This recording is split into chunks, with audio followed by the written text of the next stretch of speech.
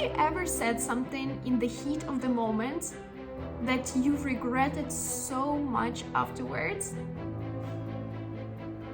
Think about it. Have you ever done that? And if you say that you should always trust what you're thinking or feeling in the moment, how would you explain that? Welcome everyone to LifewithLiza podcast. Our mission at LifewithLiza is to share people's stories and the challenges that they have overcome so that those who are listening in can get the strength, the courage, and the hope to be their better selves. Today we have a special edition episode, and as usual in the special edition episodes, I'm your guest. I'm sharing my stories, my challenges, and the theme for this episode is something that I have never really done before and something that I don't really talk a lot about on my social media, but it is a very important part of all of our lives. So I wanted to cover this topic as well. So the theme is relationships, and I wanted to touch upon relationships and three main takeaways from personally being in a relationship for almost 2.5 years, and very happily so, and also the takeaways and the lessons learned from the couples that I love, for example Tom and Lisa and their show Relationship Theory. Actually, Relationship Theory is the show that I would say transformed my relationship, because I watched it before I ever was in a relationship, and then the quality of any relationship that you have is just enhanced after that. So I would definitely recommend to watch that show. And also the insights that I learned from Jordan Peterson and his whole view on female and male interactions and energies. So I'll be sharing three main takeaways that I think are so important for any relationship, and they would be more focused around girls, because I feel like I don't have the authority to speak on behalf of the guys or give advice, any relationship advice for the guys, but I can speak for the girls because I'm a girl myself and I learned quite a lot in the past few years, and I decided to summarize it for you. And I hope you enjoyed, and I hope you find it quite fun to watch this different type of episodes. It will definitely be more vulnerable, and also definitely you'll learn so much more about me through this episode. And I do hope that this will help your relationships, your romantic relationships, but also will have an impact on all of your relationships. So the first part that I wanted to mention is, so it will have three parts. So the first part of the advice or insight is that selection matters. So actually the person that you do select to be with is crucial, and as Jordan Peterson describes that person, your partner, there should be your worthy adversary. Basically a person with whom you can play the game of life. And for me personally, actually the relationship that I am currently in is my first relationship ever, and I didn't have the words back then to describe it, and the way I used to describe it is that I have just never met a person before whose dreams and the vision for life were as big as mine, and I never wanted to be with someone who cannot dream as big or even bigger than I can, and whose vision of life will actually ultimately start restricting mine. This is how I used to describe it. Obviously, I found that person who is currently my boyfriend. But Jordan Peterson describes it as worthy adversary. Basically the person with whom you do share this vision, and at the same time the most beautiful thing happens is that you help each other grow, because you actually push each other, and through these interactions, through playing the game of life together, you actually help each other become the better selves, your better selves. You help unwrap the parts of you that actually lead to you growing together and become your better selves, and it's the most beautiful game of life that you can play. So that, I would say, is the first part. Selection matters. Who you decide to play the game of life matters. Be sure to select the person who is your worthy adversary. Then the second part, and this is, if I had to say one piece of advice for all the girls out there, that would be that. So the second part is, make sure that you learn how to control your emotions and increase your self-awareness so that you understand in what emotional state you're currently in. I feel like this is just so important for girls because we are so much more sensitive to all the hormonal changes that we do have and all of the monthly cyclical changes that we experience. And the first step to actually mastering ourselves is to increase the self-awareness, to actually realize that we do feel differently throughout our different parts of the month, throughout different parts of the day, depending on how tired or hungry we feel so differently and can act so differently. And then to also realize that we should not always trust all of our thoughts and all of our feelings, because I feel like this is quite contradictory to the most famous or popular idea now that you should always trust yourself and you should always trust your feelings. Actually, it's not true, because have you ever said something in the heat of the moment that you regretted so much afterwards? Think about it. Have you ever done that? And if you say that you should always trust what you're thinking or feeling in the moment, how would you explain that? And have you ever also wanted to say something in the heat of the moment and then you didn't say that and you were so grateful that you didn't, because actually you didn't even mean that, and if you would say that in the moment, you would just hurt the person. So it is very interesting how not only we can hurt the most the people who are the closest to us in the heat of the moment, but without actually even meaning that.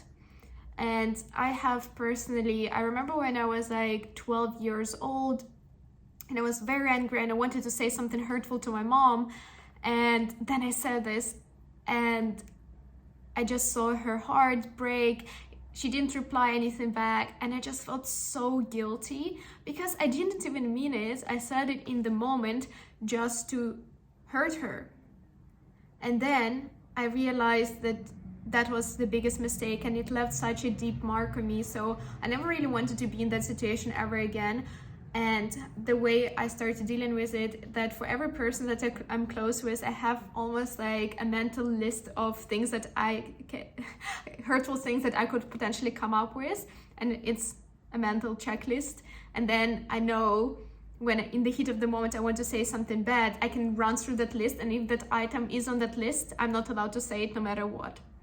And I almost feel like this is my past self helping my future self. Because I do believe that my past self created this list of the things that I cannot say while being in the emotionally sober state, whereas me currently is not in the emotionally sober state. And I do trust the emotionally sober state way more. So that's one of the tricks that you can use to realize that and also help your current self through your past self. So all of that begins, so the control of the emotions and all of this begins actually through the increase of self-awareness, actually realizing that there are all of these different states. And then you can start going into not trusting all of your thoughts that you do have in the moment. And I also wanted to say that when I say don't trust all of your thoughts, I don't say dismiss them, because even if you are coming up with a certain thoughts or a certain emotion that you're feeling, you should not dismiss it, even if you're in the emotionally not sober state. But you can also just take note of that, think, oh, that's interesting that I'm thinking this thought, and then take a note of that. And then when you become emotionally sober, when you're in a good state, you can just review that thoughts and see for yourself whether it is valid. And the funny thing is that in like 90% of the cases, they're not valid at all.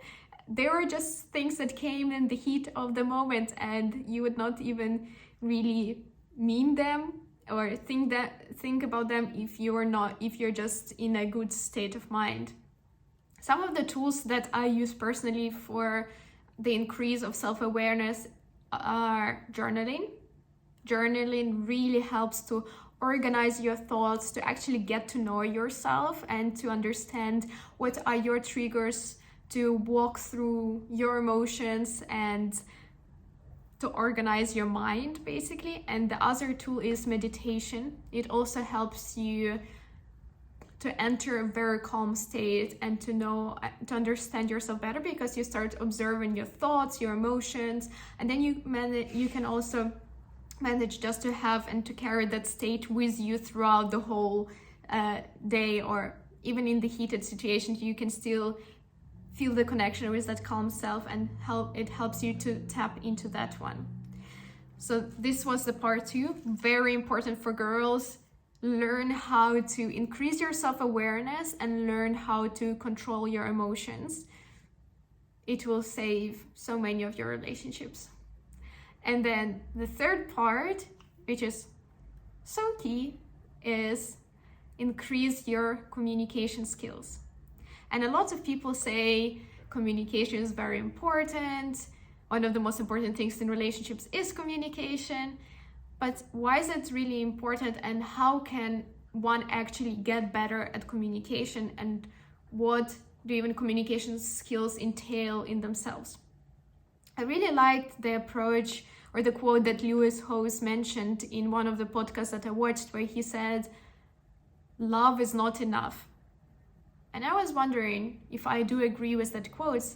And after giving it some thought, I found that I do agree with it, because love is really not enough, because you are in a relationship with a completely different person. And there is so much room for misunderstanding, so much room. It's crazy, in situations which you would think are so straightforward, someone can still misinterpret it, because they view the world through a different lens, through the lens of their upbringing, their experiences, their past traumas, their triggers, whatever it is. They view the world differently to the way you view it. And the way to actually align those worlds is through communication. And that's why communication is so key, because it does help you see the world through different lenses of the people with whom you interact, and to understand where they are coming from. So in a romantic relationship, I would say, for me personally, the biggest breakdown that I can do of the communication and how it should work in the relationship and how it works in my relationship is, first step is to have the foundation that both of you really want to work it out. Both of you love each other and you want to work it out. So that's the foundation for any successful communication, because communication requires so much trust, as what people are about to share could be very vulnerable, and they don't want to expose themselves unless there is this trust and unless there is this foundation that you both want it to work out and you both love each other. And then after having had this foundation, the next step is, I would say, to always express yourself in terms of your feelings and in terms of your perspectives, and never in absolutes or right or wrongs. So an example for it, what I would say is, when you said that, it made me feel frustrated or angry or sad. I would not ever say, or try not to say, or blame the other person. For example, you hurt me, or what you did was wrong. And the reason why I would not say that, because that not only that would close the other person off, because now they're being blamed and they just want to protect themselves and they're less likely to hear and understand your perspective, but also it may not be necessarily true. Your feelings and your perspective is valid, but nobody knows what the real or true situation is, because everyone views a certain situation through their own lens. So the best way to actually communicate your lens is through your feelings, because your feelings are always valid. So when you say, I felt frustrated, nobody can say, no, you didn't, because you did feel frustrated, that thing did upset you. But expressing it in such a way opens up this beautiful door to actually understand each other. And then on the other hand, when your partner tries to actually explain something to you or about to raise an issue, to understand that they're coming from a very vulnerable place, because it's so hard to actually firstly become aware that something is bothering you. Then after you became aware that something is bothering you, to really dig deeper, understand what exactly is bothering me. And after you understood that, to put it into words that another person can also understand your perspective is also so difficult. So when someone is opening up to you in that way, where they're sharing what is bothering them, and they're actually exposing themselves, they're doing it in a very vulnerable way, because probably something that is bothering them is connected to one of their insecurities or something that happened in the past, or to their deepest fears. They're actually being so vulnerable with you. And in that moment, it's so important to just completely shift gears and to celebrate and support the person in any way in their communication to you, and to really try to understand them. One of the ways to also really help the other person feel understood is to still man their argument. Basically, you can say it back to them in the way you understood it, to make sure that you actually did understand their perspective and their point, and also they will feel very much understood. And if you do that, not only now you've understood the other person's perspective, now you understand where they're coming from, and you have also increased the trust in your relationship. And also another very important point that I wanted to mention here is to never,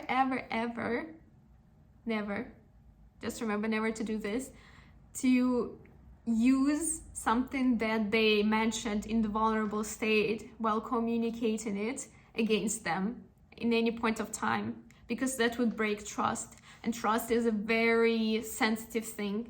And if you've broken trust once, it's very hard to ever repair it to the level that it used to be. But it is important, as I mentioned, to raise things and to celebrate when the other person is raising things that are bothering them, and to encourage this kind of vulnerable communication. And I feel like a lot of people are actually not raising things that are bothering them, or at least not raising them early on.